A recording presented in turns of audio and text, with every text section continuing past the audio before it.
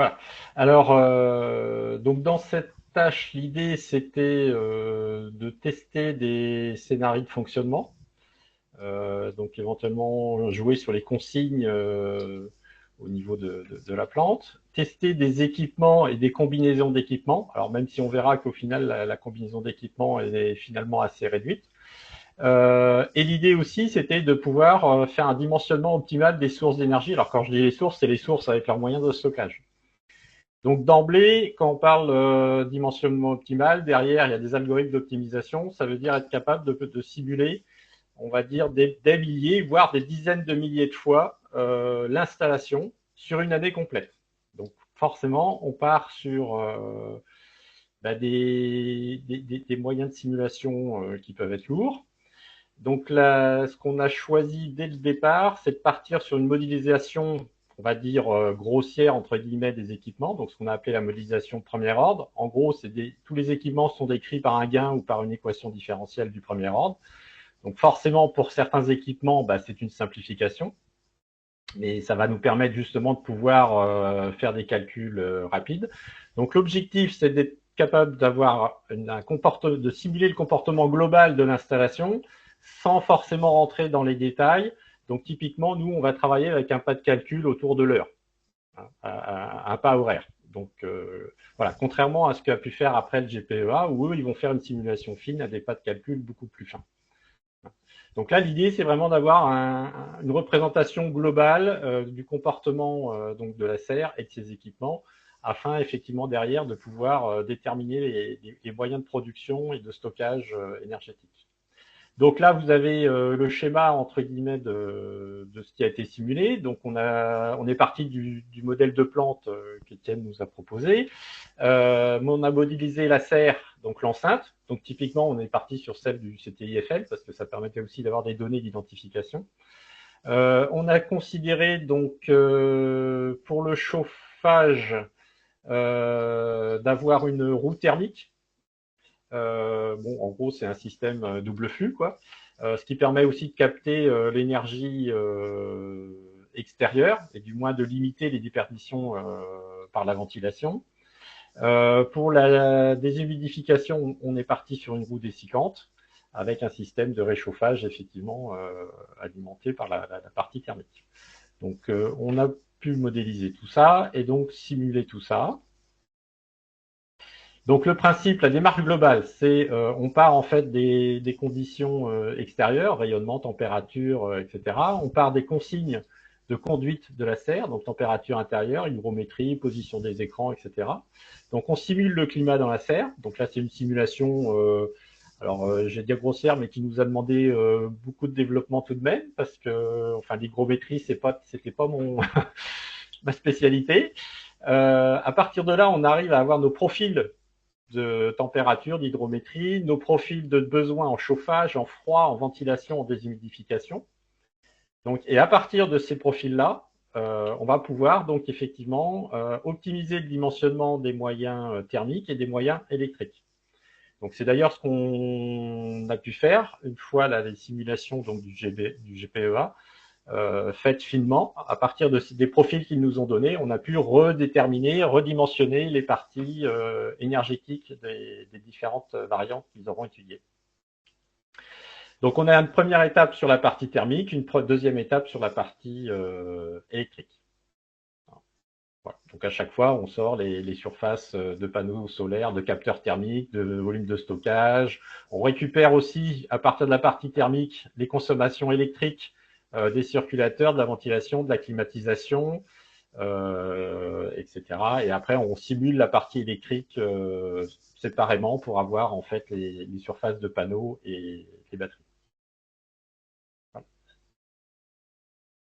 Alors, on a simulé un certain nombre de configurations possibles. On a mis en évidence qu'en fait, selon ne serait-ce que la conduite de la serre, c'est-à-dire selon les consignes qu'on met en place, eh bien, ça modifie quand même énormément les besoins en énergie et donc les dimensionnements. Donc, on a validé nos simulations sur la conduite de la serre du site IFL, où on a retrouvé à peu près les consommations qui avaient été mesurées. On s'est fixé lors d'une réunion là une espèce de consigne typique de conduite, donc avec certaines températures minimales le jour, la nuit, des contraintes en hygrométrie, la gestion des écrans, etc., etc. Et donc sur cette base de consignes, on a pu resimuler la serre. Et donc je vais vous présenter les résultats de ce cas de figure. Donc, on a donc simulé le climat intérieur de la serre. Donc là, vous voyez en noir, en fait, que notre température respecte bien la consigne basse et la consigne haute.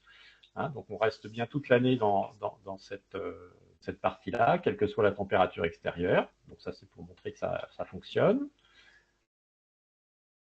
On peut passer. On a fait la même chose pour l'hygrométrie, donc ça permet donc la consigne est en bleu ciel et en fait la simulation est en noir, mais en fait elle est derrière le bleu ciel.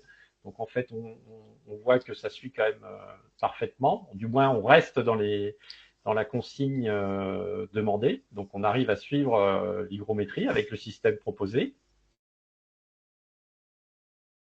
En termes de profil de puissance, donc ces simulations nous ont permis de déterminer en fait les besoins en chauffage. Donc, alors le chauffage en fait, il est quand vous êtes en haut, au-dessus de zéro, c'est qu'on chauffe, mais on voit qu'on est parfois en dessous de zéro, ça veut dire qu'il faut refroidir à ce moment-là. Donc c'est là qu'on a mis en évidence en fait des besoins de refroidissement, également très importants l'été. On a pu aussi simuler les besoins en ventilation au niveau de la CTA et les puissances également liées à la déshumidification. Donc les puissances demandées pour déshumidifier les plantes. Donc ça reste assez raisonnable, notamment grâce à la roue thermique. Voilà. Et donc à partir de ces profils des besoins en fait de consommation de la serre, c'est là qu'on a lancé nos algorithmes d'optimisation. D'une part sur la production thermique. Donc en fait c'est pareil. Donc là c'est pareil. Vous avez un LPSP. C'est pas compliqué. Quand on est à 0,01, ça veut dire qu'en fait pendant 1% du temps, on n'arrive pas à fournir les besoins et forcément plus le LPSP est grand, donc plus on va remonter dans le tableau, donc moins on assure les besoins et du coup on voit que les surfaces de panneaux et nos volumes de stockage diminuent, ça paraît logique. À titre d'information, on a utilisé un algorithme génétique biobjectif, on a mis en place du calcul parallèle, ce qui du coup nous permet effectivement de simuler toute cette installation. Typiquement, là, on est sur l'ordre de 20 à 40 minutes pour faire une optimisation sur la partie thermique, ce qui reste raisonnable avec nos moyens de calcul actuels. Donc, typiquement, si on veut fournir 99% de la partie thermique, voilà, il faut environ 560 mètres carrés de panneaux capteurs thermiques. Donc, c'est un petit peu plus que ce qu'on avait trouvé lors de la première étape. Et puis, on est sur des volumes de 2600 mètres cubes. Alors, tout ça, c'est pour millimètre carré de serre, hein, je précise. Sur la partie électrique, pareil, optimisation par algorithme génétique. Et là, alors là, c'est là qu'on voit que forcément, si on veut assurer 100% des besoins, les surfaces de PV augmentent, les capacités de batterie augmentent. Bon, si on se laisse 3% où on n'arrivera peut-être pas à fournir, on voit qu'on diminue quand même de moitié les batteries, donc c'est pas négligeable.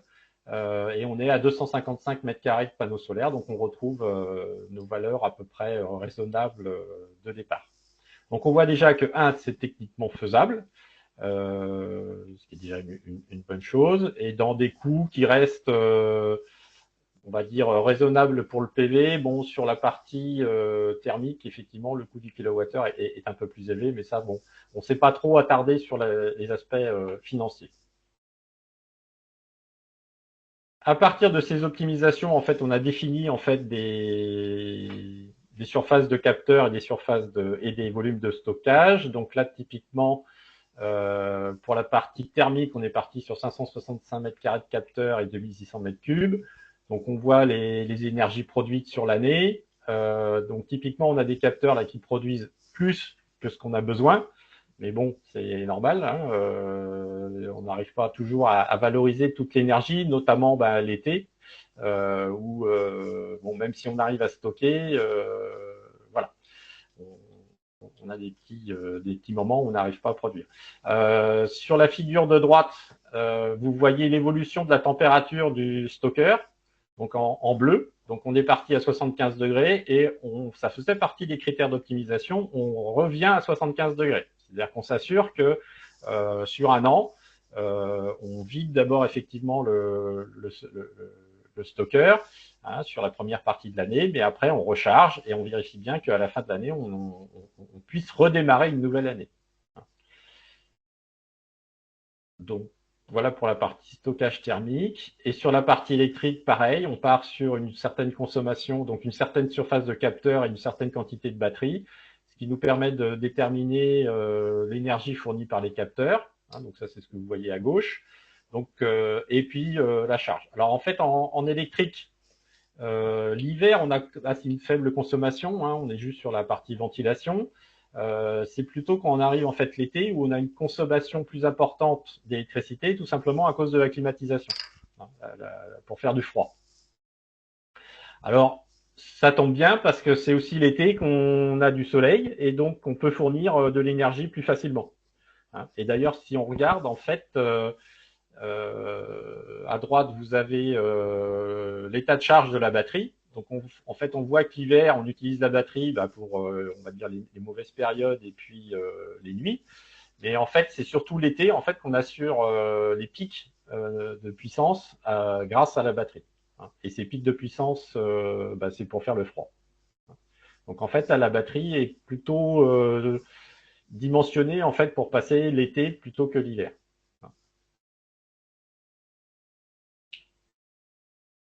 Donc, si on fait une synthèse globale, on retrouve bien à peu près les besoins de chauffage qu'on avait déterminés lors du bilan là, de la tâche 1.4. En électricité, on a un peu plus de besoins puisque on a la climatisation qui intervient.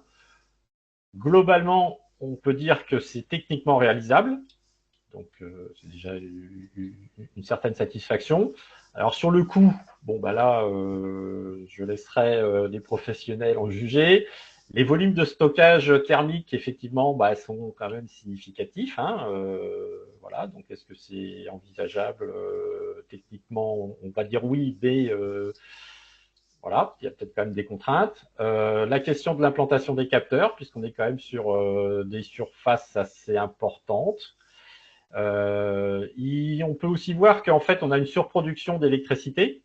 Donc là, il n'a pas été envisagé effectivement de la valoriser en termes de revente et autres, mais on pourrait aussi tout à fait imaginer ce genre de solution. Ce qu'on a surtout mis en évidence, c'est la conduite de la serre, c'est-à-dire selon les consignes qu'on met pour la production de la tomate, selon qu'on demande du chauffage, de la déshydratation, selon les limites hautes et basses que l'on demande, ça a un impact quand même très significatif sur la partie énergétique et donc sur le dimensionnement par la suite.